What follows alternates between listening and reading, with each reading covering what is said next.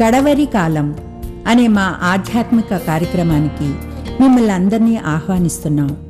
శాశ్వతమైన ప్రేమతో మనల్ని ప్రేమిస్తున్నారు యేసు ప్రభువారు. మన కొరకు ఆయన శిలువ మీద ప్రాణం పెట్టారు. ఆయన నమ్మిన వారు అందరికీ ఉచితంగా రక్షణ ఇస్తున్నారు. ఆ ప్రేమ గల యేసు ప్రభువారు త్వరలో వస్తున్నారు రెండోసారి లోకానికి. ఆయన నమ్మిన వారు అందరినీ కూడా పరలోకం తీసుకువెళ్తారు. ఆ ప్రేమ గల యేసు ప్రభు నామపేట మిమ్మల్ని అందరినీ కూడా మన కడవరి కాలం కార్యక్రమానికి ఆహ్వానిస్తున్నాను. ప్రియ సోదరి సోదరులారా, మనము బైబిల్ ద్వారా దీవెనలు అనే అంశాన్ని బైబిల్ గ్రంథం నుంచి ధ్యానిస్తున్నాం. ఇది 4వ ఎపిసోడు. అనేకమైన విషయాలు ఉన్నాయి కనుక వచ్చే ఎపిసోడ్లో కూడా మరికొన్ని విషయాలు బైబిల్ ద్వారా దీవెనలు అనే విషయాన్ని మనం నేర్చుకోబోతున్నాం. ప్రార్థన చేసుకుని ఇది వాక్యంలో కొనసాగుదాం. పరిశుద్ధ ప్రేమ గల మా తండ్రి, మీకు స్తుతులు స్తోత్రాలు వందనాలు చెల్లిస్తున్నాం. మమ్మల్ని మా కుటుంబాలని మీరు ప్రేమించి బైబిల్ ద్వారా దీవెనలు అనే విషయాన్ని బైబిల్ గ్రంథం నుంచి నేర్చుకునే కృపను మాకు అనుగ్రహిస్తున్నారు. వందనాలు చెల్లిస్తున్నాం ప్రభా. ఈ కార్యక్రమాన్ని వీక్షిస్తున్న ప్రతి వారిని ఆశీర్వదించండి.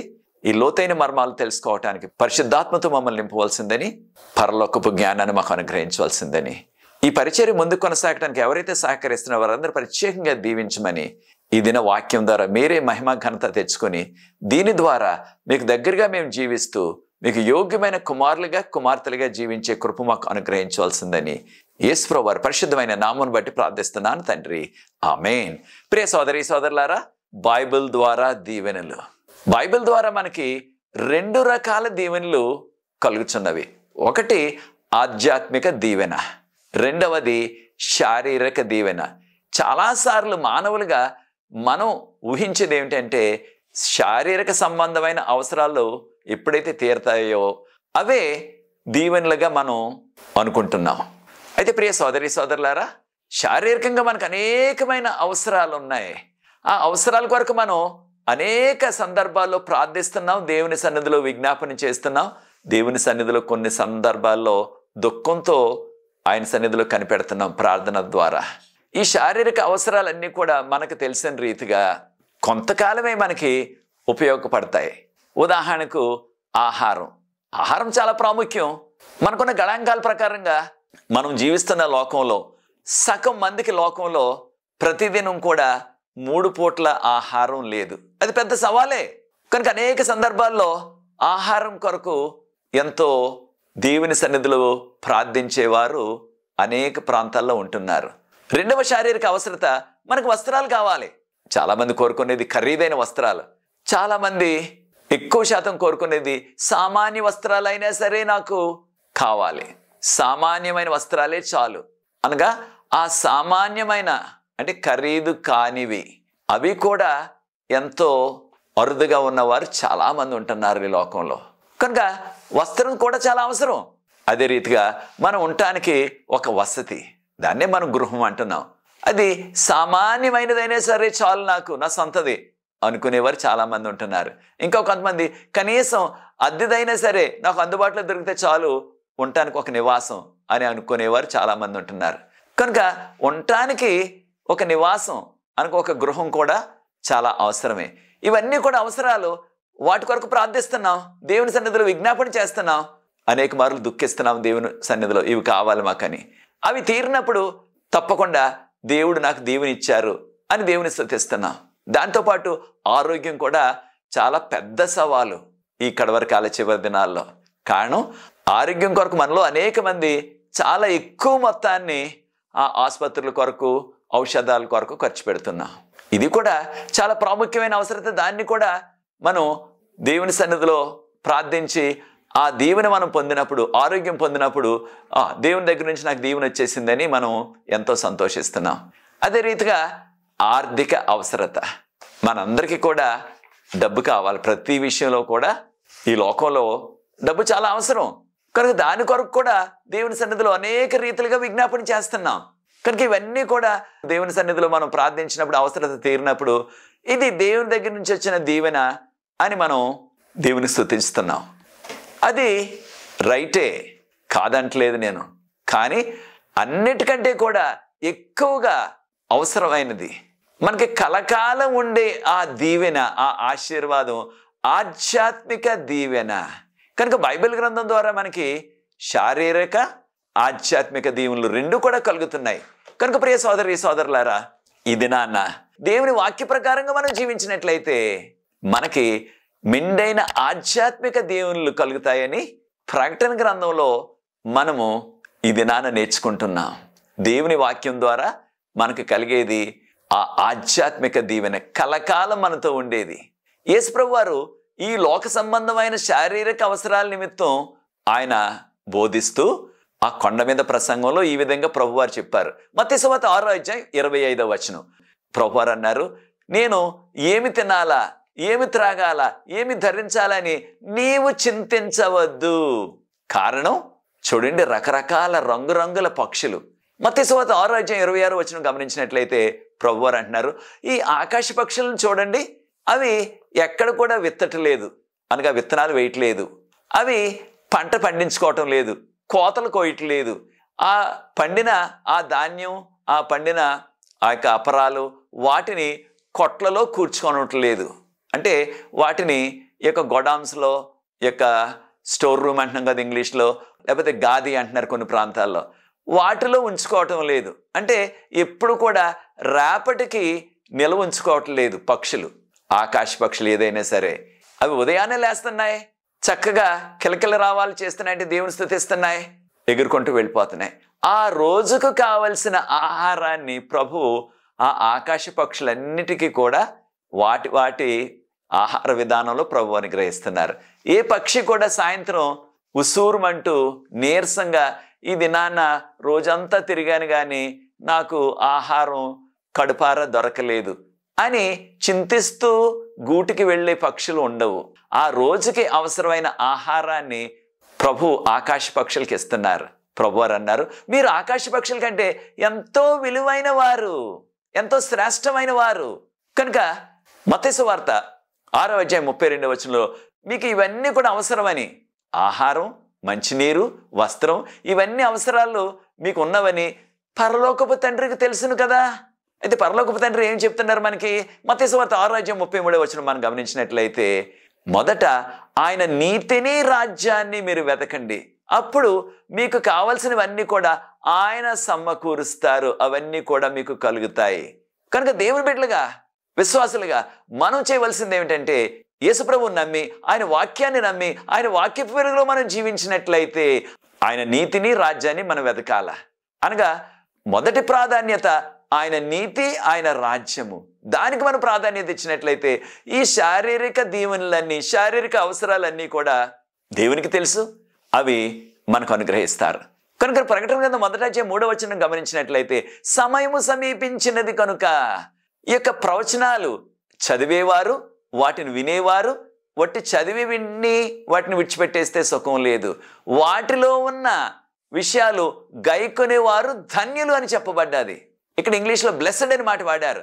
Blessed are those who read and who listen to the prophecies అన్నారు.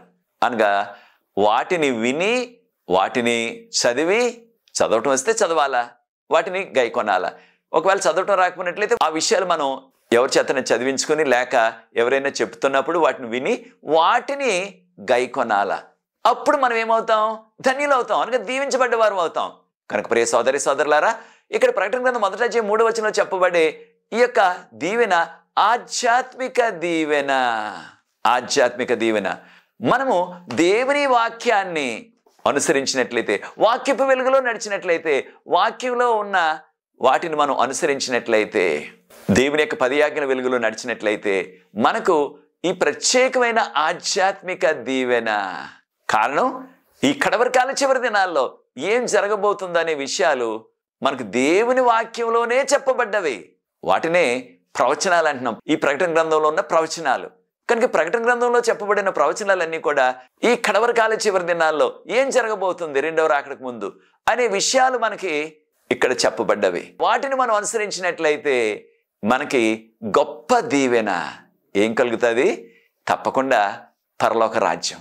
కనుక ప్రియ సోదరి సోదరులారా, దేవుని యొక్క వాక్యాన్ని మనం నమ్మినట్లయితే, వాక్య ప్రకారంగా జీవించినట్లయితే ఖచ్చితంగా మనం పొందేది ఆ పరలోకం. కనుక మనం నిత్యజీవం పొందకుండా, ఆ పరలోకం వెళ్లకుండా సాతాను ప్రతి విషయంలో కూడా అడ్డుకట్ట వేసేస్తున్నాడు. కనుకనే యోహాను గారు దేవుని వాక్యాలు అందరికీ కూడా బోధిస్తున్నారని చూడండి, ప్రకటన గ్రంథం రాసిన యోహాను గారు, ఈయన శిష్యుడైన యోహాను గారు పద్మాసు అనే ఆ దీవిలో, దీనినే కొన్ని సందర్భాల్లో కొన్ని ప్రాంతాల్లో లంక అంటున్నారు, అక్కడ తీసుకెళ్లి వేసేశారు, జైల్లో వేసేశారు అనమాట. ఆనాటి రాజుగారు, డొమిషియన్ రాజు గారు ఆయన బంధించేశారు. కారణం, ఈ వాక్యం మీకు ఎవ్వరికి కూడా అందకూడదు అని సాతాను ఈ రాజుగారిని తన సాధనంగా వాడుకొని వాక్యాలు అందరికీ చెప్పి సువార్తను అందిస్తున్న యోహాను గారిని బంధించేశారు అక్కడ. దాని విషయంలో యోహాను గారు ఏం చెప్తున్నారో చూడండి. ప్రకటన గ్రంథం 1వ అధ్యాయం 9వ వచనంలో, నేను మీ సహోదరుడును, మీ యొక్క సహదాసుడు, లేకపోయినట్లయితే మీ కంపానియన్ అన్నారు ఇంగ్లీష్లో, అంటే మీ తోటివాడని నేను ఈ పద్మాసు అనే ఆ లంకలోకి, ఆ దీవిలో బందీగా వేయబడ్డాను. నేను దేని కొరకు? ప్రకటన 1వ అధ్యాయం 9వ వచనం మనం గమనించినట్లయితే, దేవుని యొక్క వాక్యము నిమిత్తము యేసు ప్రభువుని గురించి చెప్పిన సాక్ష్యాన్ని బట్టి ఆయన్ను పద్మాసు అనే ఆ లంకలో, ఆ దీవిలో బంధించేశారు. చూసారా ప్రియ దేవుని బిడ్డలారా, దేవుని వాక్యాన్ని ఇతరులకు బోధిస్తున్నట్లయితే వాక్యాన్ని బట్టి మనం దీవెనలు పొందుతాం, వాక్యాన్ని బట్టి ఒక దినాన్ని మనం నిత్యజీవం పొందుతాం, పరలోకం వెళ్ళిపోతామని సాతాను, అది జరగకుండా మనం పరలోకం వెళ్ళటం, నిత్యజీవం పొందటం సాతానికి ఎప్పుడు కూడా ఇష్టం ఉండదు. కనుకనే సాతాను ఏం చేస్తున్నాడు? ఏదో రీతిగా మనకి చిక్కులు కలిగిస్తున్నాడు, శ్రమలు తెస్తున్నాడు. ఈ యొక్క దేవుని యొక్క వాక్యాన్ని మనం అనుసరించకుండా మనకు అనేకమైన శోధనలు సృష్టిస్తున్నాడు. కనుక ప్రియ సోదరి సోదరుడా, నీవు కూడా దేవుని యొక్క ఆజ్ఞలు పాటిస్తున్నావు కనుక నీకు కూడా అనేకమైన చిక్కులు, అనేకమైన శ్రమలు సాతాను తెస్తున్నాడా? తప్పకుండా సాతాను అనేకమైన శ్రమలు తెస్తాడు. ఎవరికి? దేవుని వాక్యాన్ని నమ్మి వాక్యపు వెలుగులో ఎవరైతే జీవిస్తున్నారో, ఆ వాక్యాన్ని ఇతరులకు ఎవరైతే బోధిస్తున్నారో వారికి కూడా అనేకమైన చిక్కులు తెస్తాడు. అయితే ప్రియ సోదరి సోదరులారా, యేసు ప్రభువు ఈ విషయాలు ముందుగానే మనకు హెచ్చరిక రూపంలో చెప్పారు. ప్రకటన గ్రంథం 2వ అధ్యాయం 10వ వచనం గమనించినట్లయితే, సాతాను మిమ్మల్ని 10 దినాల్లో జైల్లో వేసేస్తాడని చెప్పారు. 10 దినాలంటే, ఒక దినం అంటే 1 సంవత్సరం. ఇశ్రాయేలీలు 40 దినాల్లో కానానులో ప్రవేశించవలసిన ఆ ప్రయాణాన్ని వారి యొక్క అవిశ్వాసాన్ని బట్టి ఒక్కొక్క దినం 1 సంవత్సరంగా, అనగా 40 దినాల ప్రయాణాన్ని 40 సంవత్సరాలుగా ఆయన మార్చేశారు. కనుక ఇక్కడ ప్రకటన గ్రంథం 2వ అధ్యాయం 10వ వచనంలో చెప్పబడిన 10 దినాల శ్రమ అనగా 10 సంవత్సరాలు. ఆదిమ సంఘంలో భయంకరమైన శ్రమకాలం వచ్చింది 303వ సంవత్సరం నుంచి 313వ సంవత్సరం వరకు. అప్పుడు ఆనాటి రాజు విశ్వాసుల్ని ఎంతో కఠినంగా శిక్షించి వారికి అనేకమైన కఠిన శిక్షలు వేసి అనేక మంది హతమైపోయారు. వారిని హతసాక్షులు అంటున్నాం మనం. కనుక ప్రియ సోదరి సోదరులారా, దేవుడు ముందుగానే హెచ్చరించారు. ఈ కడవరకాల చివరి దినాల్లో కూడా మరలా సాతాను పాలకులను తన గుప్పిట్లో పెట్టుకుని అసలైన శిశులైన విశ్వాసులు, వాక్యపు వెలుగులో ఎవరైతే జీవిస్తున్నారో, 10 ఆజ్ఞల వెలుగులో ఎవరైతే జీవిస్తున్నారో వారికి అనేకమైన శ్రమలు తెస్తాడు మరలా. ఈ విషయాన్ని మనం గుర్తుంచుకోవాలా. అయితే ప్రభువారు అన్నారు, ప్రకటన గ్రంథం 2వ అధ్యాయం 10వ వచనంలో గమనించినట్లయితే, అంతం వరకు విశ్వాసంగా ఉండు, మరణం వచ్చే వరకు విశ్వాసంగా ఉండు, నీకు జీవ కిరీటాన్ని ఇస్తానన్నారు. కనుక ప్రియ సోదరి సోదరులారా, మనం విశ్వాసంగా జీవించినట్లయితే, దేవుని వాక్యాన్ని నమ్మినట్లయితే, వాక్యపు వెలుగులో 10 ఆజ్ఞల వెలుగులో మనం జీవించినట్లయితే మనకు కలగబోయే ఆ గొప్ప ఆశీర్వాదం, దాంతోపాటు పరలోకంలో మనకి జీవ కిరీటంతో ఉంటాం మనం. ఎంత గొప్ప ఆశీర్వాదం చూడండి, ఇది కలకాలం ఉండేది.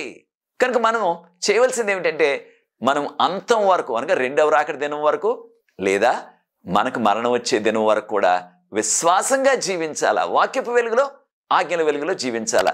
ఇది మనం చేయవలసిన పని. కనుక ప్రియ సోదరి సోదరులారా, మనకు కలిగే గొప్ప బహుమానం దేని ద్వారా? బైబిల్ గ్రంథం ద్వారా. ఆ నిత్య జీవము, జీవ కిరీటం. అది కావాలని కోరుకుంటున్నావా ప్రియ సోదరి సోదరుడా? అది నిర్ణయమైనట్లయితే తప్పకుండా మనం చేయవలసింది ఏమిటంటే, వాక్యపు వెలుగులో జీవించాలా, వాక్యాన్ని నమ్మాలా, దేవుని వాక్య ప్రకారంగా జీవించాలా. అప్పుడు మనకి ఆ నిత్య జీవము, పరలోకము, దానితో పాటు జీవ కిరీటం కూడా మనకు కలుగుతుంది. ప్రభువారు ఏం చెప్పారో చూడండి. ప్రకటన గ్రంథం 3వ అధ్యాయం 10వ వచనం గమనించినట్లయితే, నీవు నా యొక్క సహనానికి సంబంధించిన వాక్యాన్ని నువ్వు పాటించావు, వాక్యాన్ని గైకొన్నావు, నా వాక్యాన్ని గైకొన్నావు కనుక నీకు ఒక గొప్ప ఆధ్యాత్మిక దీవెన ఇస్తానంటారు ప్రభు. ఏంటి ఆధ్యాత్మిక దీవెన? రెండవ రాకడకు ముందు ఈ యొక్క లోకం అంతటి మీదకు కూడా మహాశ్రమకాలం వస్తుంది. మహాశ్రమకాలం వస్తుంది. ఆ శ్రమకాలంలో నేను నిన్ను కాపాడుతాను, ఆ శ్రమకాలంలో నిన్ను రక్షిస్తాను, ఆ శ్రమకాలంలో నిన్ను కాచి కాపాడుతానని ప్రభు భరోసా ఇస్తున్నారు. ప్రకటన గ్రంథం 3:10. దేవుని వాక్యాన్ని పాటించినట్లయితే, వాక్యాన్ని గైకొన్నట్లయితే, వాక్య ప్రకారంగా జీవించినట్లయితే మనకు రాబోయే గొప్ప ఆ దీవెన ఏమిటంటే రెండవ రాకడకు ముందు మహాశ్రమకాలం వస్తుంది. ఈ విషయాన్ని దానియేలు గ్రంథం 12:1 కూడా ఈ భూమి పుట్టినప్పటి నుంచి మొదలు అంతవరకు ఎప్పుడూ రాని మహాశ్రమకాలం విశ్వాసులకు వస్తుంది.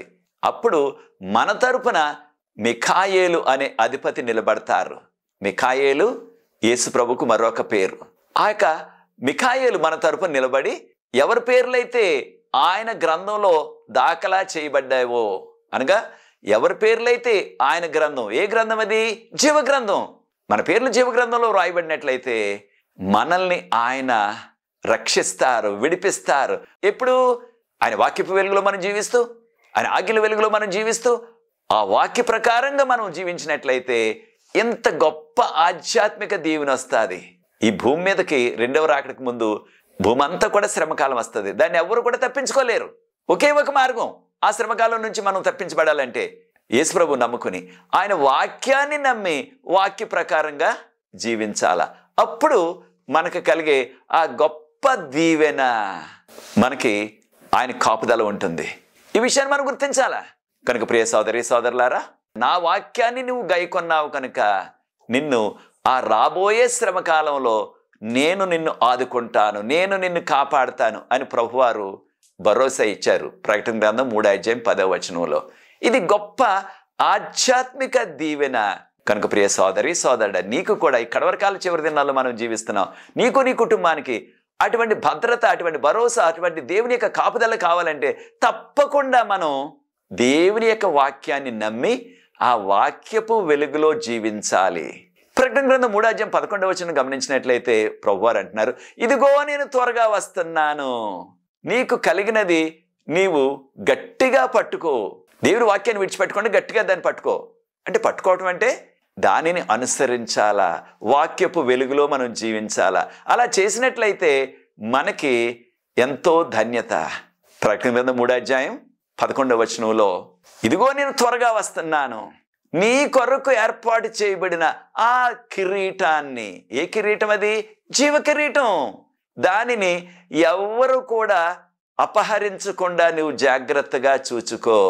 అనగా మనం వాక్య ప్రకారంగా జీవించకుండా మనకు నచ్చిన ప్రకారంగా జీవిస్తూ మనకు ఇష్టానుసారంగా జీవించినట్లయితే మన కొరకు తయారు చేయబడిన ఆ జీవ కిరీటాన్ని మరొకరికి ప్రభు ఇచ్చేస్తారు. ఎవరైతే వాక్యపు వెలుగులో జీవిస్తూ ఆయన 10 ఆజ్ఞల వెలుగులో జీవిస్తూ ఆయనకి ఇష్టలుగా ఉంటారో వారికి ఆ కిరీటం ఇవ్వబడుతుంది. మన కొరకు చేయబడిన కిరీటం మరొకరికి ఇచ్చేస్తారు. దీనివలన మనము వాక్య ప్రకారంగా జీవించటం లేదు కనుక రెండవ రాకడ దినం వరకు లేదా మన మరణం వచ్చే దినం వరకు కూడా వాక్య ప్రకారంగా జీవించుకున్నట్లయితే మనకు ఆ జీవ కిరీటం ఉండదు. జీవ కిరీటం లేకపోయినట్లయితే పరలోకంలో ప్రవేశం లేదు. చూచారా ఎంత ప్రాముఖ్యమో? దేవుని వాక్యాన్ని నమ్మినట్లయితే నిత్య జీవం కలుగుతుంది, జీవ కిరీటాన్ని పొందుతాం. ఆ జీవ కిరీటం మనకి లేకపోయినట్లయితే పరలోకంలో ప్రవేశం లేదు. కనుక మనం అందరం కూడా ఈ యొక్క ప్రత్యేకమైన ఆధ్యాత్మిక సత్యాన్ని నేర్చుకుని దేవుని యొక్క వాక్యాన్ని మనం గైకొన్నట్లయితే మనకు నిత్య జీవము, దానితో పాటు జీవ కిరీటాన్ని పొందుతాం. ప్రియ సోదరి సోదరుడు, మన జీవితకాలం అంతా కూడా ప్రభు రెండవ రాకడ వచ్చి పర్యంతరం లేదా మనకు మరణ దినం వచ్చే వరకు కూడా వాక్యాన్ని గైకొందాం. వాక్యంలో ఉన్న విషయాల్ని మనం నమ్ముతూ దాని ప్రకారంగా జీవిద్దాం. ప్రకటన గ్రంథం 6:5-6 మూడవ ముద్ర. మూడవ ముద్రను విప్పినప్పుడు యోహాను గారికి దర్శనంలో నల్లని గుర్రం కనిపించింది. ఆ గుర్రం మీద ఒక వ్యక్తి కూర్చున్నారు. ఆ వ్యక్తి చేతిలో ఒక తూనిక తూయటానికి, దాన్ని మనం తక్కెడ అంటున్నాం మన యొక్క సామాన్యమైన భాషలో. బైబిల్ గ్రంథంలో త్రాసు అని చెప్పబడ్డది. దీన్నే తూనిక తూయటానికి అనమాట. ఏదైనా మనం కొన్నట్లయితే ఒక బియ్యం కానీ, కూరగాయలు కానీ, ఉప్పు కానీ, పప్పు కానీ ఏది కొన్నప్పటికీ తూకం వేసేస్తున్నారు ఈ రోజుల్లో. అక్కడ యోహాన్ గారికి ఒక స్వరం వినబడ్డది. ఒక దేనారమునకు ఒక సేరు గోధుమలు లేదా ఒక దీనారానికి 3 సేర్ల యవలంటే బార్లీ. ఆ దినాల్లో రోజంతా కష్టపడి శ్రమించి పనిచేస్తే కూలి పనికి రోజుకి 1 దీనారం ఇచ్చేవారు. ఆ దీనారంతో ఆ కుటుంబం అంతా కూడా పోషించబడేది. వారికి కావాల్సిన ఆహారం, కూరగాయలు, ఉప్పు, పప్పు, నూనె, వారికి కావాల్సిన ఆ యొక్క మెడిసిన్, ఔషధాలు అవన్నీ కూడా కొనుక్కోవటానికి 1 దీనారం సరిపోయేది. కానీ ఇక్కడ చెప్పబడిన ఈ 3వ ముద్రలో 1 దీనారానికి 1 సేరు గోధుమలు. సేరు అనగా మనం పోలిస్తే 1 కేజీ గోధుమలు. 1 కేజీ గోధుమలు 3 పూట్ల కూడా ఒక కుటుంబానికి సరిపోతాయా? చాలవు. ఇక్కడ గోధుమలని వాడారు, మనము వాటిని బియ్యం అని కూడా అనుకోవచ్చు. అనగా ఇది ఒక ఫ్యామిన్ అంటున్నాం. అనగా అనేక సందర్భాల్లో కరువు పరిస్థితులు ఏర్పడతాయి. కరువు పరిస్థితులు ఏర్పడినప్పుడు ముఖ్యంగా ఆహార పదార్థాలు, వంట నూనెలు, కూరగాయలు, పప్పు దినుసులు, మనం వండుకునే బియ్యం, గోధుమలు ఇవన్నీ కూడా చాలా ఖరీదైపోతాయి. ఇక్కడ చెప్పబడిన ఈ 3వ ముద్రలో తూచి అమ్ముతున్నారు, ఆ యొక్క తూకం వేసి అమ్ముతున్నారు. ఇశ్రాయేల్ ప్రాంతంలో ఎక్కువ మంది యవలు అనగా బార్లీ తింటారు. బార్లీ తినేవారు ఆ రోజుల్లో. ఈ రోజులు కూడా అదే చేస్తున్నారు. బార్లీ, దాన్నే యవలు అంటున్నారు మన భాషలో. కాస్త ఎక్కువ డబ్బులు ఉన్నవారు గోధుమలు తినేవారు. కానీ చాలా ఖరీదైపోయాయి. ఒక సామాన్యుడికి ఒక దినమంతా పనిచేసిన 1 దీనారం పెడితే 3 సేర్లు అంటే 3 కేజీలే వచ్చినట్లయితే అవి ఎంతకాలం వస్తాయి? కనుక ఇది కరువును సూచిస్తుంది సాదృశ్యంగా. దేనికి కరువు? ఆహార పదార్థాలకు సంబంధించిన కరువు కాదు. కారణం, పూర్వకాలంలో 1 దీనారం పెట్టినట్లయితే 2000 సంవత్సరాల క్రిందట వారికి 1 బస్తాడు వచ్చేసే ఏకంగా యవలు. కానీ ఇక్కడ 1 దీనారానికి ఒకే సేరు గోధుమలు, లేకపోయినట్లయితే 3 సేర్లు యవలు బార్లీ అంటున్నారు. కనుక ఇది కరువు కాలానికి సాదృశ్యం. దేనికి కరువు కాలం? శారీరక ఆహారానికి కాదు, ఇది ఆధ్యాత్మిక ఆహారానికి సంబంధించిన విషయం. కనుక నేను చూడండి, ఆ గుర్రం ఏ రంగులో ఉన్నది? నల్లని రంగులో ఉన్నది. అనగా వెలుగు లేదు. నల్లని రంగు, బ్లాక్ అంటున్నాం, అది చీకటికి సాదృశ్యం. చీకటి నల్లగా ఉంటుంది. కనుక ప్రియ సోదరి సోదరులారా, దేవుని యొక్క వాక్యపు వెలుగు లేకుండా పోయింది. ఎప్పుడు? దేవుని యొక్క సంఘంలో. ప్రాముఖ్యంగా క్రీస్తు శకం 6వ శతాబ్దం నుంచి 16వ శతాబ్దం వరకు, 6th century AD to 16th century AD. దేవుని యొక్క వాక్యం లేకుండా ఆనాటి సంఘం వాక్యాన్ని వారు కట్టడి చేసేశారు. వాక్యం ఎవ్వరికి అందకుండా దాన్ని వారు బ్యాన్ చేసేశారనమాట. అయితే సాతాను కోరిక ఏమిటంటే, ఈ వాక్యం అందకపోయినట్లయితే ప్రజలు ఆధ్యాత్మిక అంధకారంలో ఉండిపోతారు, ఆధ్యాత్మిక చీకటిలో ఉండిపోతారు. అప్పుడు వారికి రక్షణ కలగదు. మనకందరూ తెలిసిన రీతిగా కీర్తన 119 వచనం 105, నీ వాక్యము నా పాదములకు దీపము, నా త్రోవకు వెలుగునై ఉన్నది. దేవుని యొక్క వాక్యం అనే వెలుగు లేకుండా పోయింది సంఘంలో. ఎప్పటి నుంచి ఎప్పటి వరకు? 6వ శతాబ్దం నుంచి క్రీస్తు శకం 16వ శతాబ్దం, అనగా 1000 సంవత్సరాల పాటు సాతాను వాక్యం ప్రజలకు అందకుండా చేసేశాడు. ఆనాటి సంఘనాయకులు తన యొక్క గుప్పిట్లో పెట్టుకుని వారు వాక్యం ఎవ్వరికి అందకుండా చేసేశారు. ప్రియ సోదరి సోదరులారా, దానివల్ల అనేక మంది ప్రజలకి వాక్యపు వెలుగు అందలేదు. దీని విషయం ఆమోసు గ్రంథం 8:11 గమనించినట్లయితే మహాకరువు వస్తుంది. ఆ కరువు ఆహారం కొరకు, మంచినీటి కొరకు కాదు, కానీ దేవుని వాక్యము దొరకని రోజులు వస్తాయి. వారు తూర్పు నుంచి పడమర వరకు, ఉత్తరం నుంచి దక్షిణం వరకు వెళ్ళినప్పటికీ దేవుని వాక్యము దొరకదు అని చెప్పబడ్డది ఆమోసు గ్రంథం 8:11. కనుకనే 16వ శతాబ్దంలో మార్టిన్ లూథర్ గారు కాలం వరకు కూడా దేవుని వాక్యం మరుగైపోయింది. కనుక ప్రియ సోదరి సోదరులారా, మరలా ఆయన బైబిల్ గ్రంథాన్ని బయటికి తీసుకొచ్చి తర్జుమా చేసి ప్రజల చేతుల్లో పెట్టారు. ఇదంతా కూడా సాతానుకి చాలా కోపంగా ఉన్నది. కారణం, ఇప్పుడు మనం జీవిస్తున్న కాలంలో వాక్యం చాలా విరివిగా అందుబాటులోకి వచ్చేసింది. రేడియో ద్వారా, టీవీ ద్వారా, ఇక మొబైల్, సెల్ ఫోన్ ద్వారా, ఇంటర్నెట్ ద్వారా, అనేక రీతి యూట్యూబ్ ద్వారా, ఫేస్బుక్ ద్వారా, ట్విట్టర్ ద్వారా దేవుని యొక్క వాక్యం ఎంతో సులభంగా ప్రజలకు అందుతుంది. అది సాతానుడికి చాలా కోపం తెస్తుంది. కారణం, ఈ వాక్యం ఇంత విరివిగా అందరికి అందినట్లయితే అందరు కూడా రక్షించబడే అవకాశం వారికి దొరుకుతుంది. కనుక ఈ కడవరకాల చివరి దినాల్లో మరలా సాతాను మరొక పథకం వేస్తున్నాడు.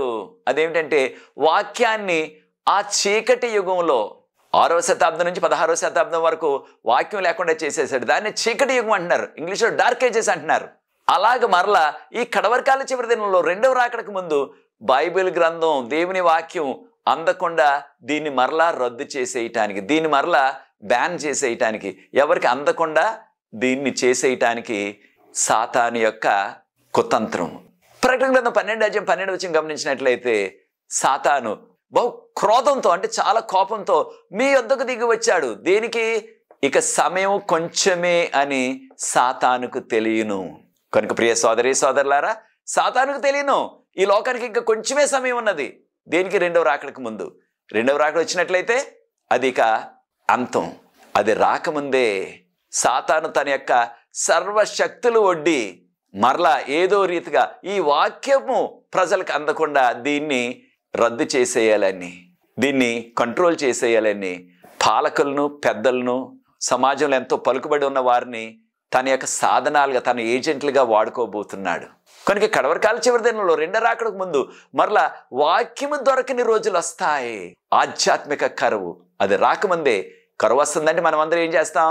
ముందుగానే ఆహార పదార్థాలు నిల్వ చేసుకుంటాం. అలాగే దేవుని వాక్యం ఎంతో విరివిగా దొరుకుతుంది కనుక దానిని నమ్మి దాని ప్రకారంగా జీవించి దానిని వీలైనంత వరకు మనం కంఠస్థ పెట్టి మనం దాచుకున్నట్లయితే మన యొక్క మనసుల్లో, మన హృదయాల్లో రెండవ రాకడకు ముందు ఈ యొక్క వాక్యం దొరకని రోజులు వచ్చినప్పటికీ, ఆధ్యాత్మిక కరువు వచ్చినప్పటికీ వాక్యం దొరకకుండా మనము చక్కగా ఆధ్యాత్మికంగా మనము మనసుల్లో ఉన్న, మన యొక్క జ్ఞాపకాల్లో పెట్టుకున్న దేవుని యొక్క వాక్యాన్ని మన కుటుంబాలకు, మన తోటి వారికి, మన ఇరుగు పొరుగు వారికి దానిని మన యొక్క జ్ఞాపకాల నుంచి, మన యొక్క మెదడు నుంచి మరలా ఇతరులకి చెప్పే అవకాశం కలుగుతుంది. అటువంటి ధన్యత కొరకు మనం వేచి ఉందాం. బైబిల్ గ్రంథం ద్వారా మనకి ఈ యొక్క గొప్ప ఆధ్యాత్మిక దీవెన, నిత్య జీవము, జీవ కిరీటం అది కావాలని కోరుకున్నట్లయితే ప్రియ సోదరి సోదరుడా, నాతో ఏకీభవించండి. ప్రార్థించి ఈ 4వ ఎపిసోడ్ ముగిస్తాను. అనేక విషయాలు ఉన్నాయి కనుక 5వ ఎపిసోడ్లో బైబిల్ ద్వారా దీవెనలు అనే విషయాన్ని మనం నేర్చుకోబోతున్నాం. ప్రార్థన. పరిశుద్ధ ప్రేమగల మా తండ్రి, మీకు స్తుతులు, స్తోత్రాలు, వందనాలు చెల్లిస్తున్న మమ్మల్ని, మా కుటుంబాలని మీరు ప్రేమించి మాకు అనుగ్రహిస్తున్న ఈ వాక్యాహారంకై వందనాలు చెల్లిస్తున్నాం.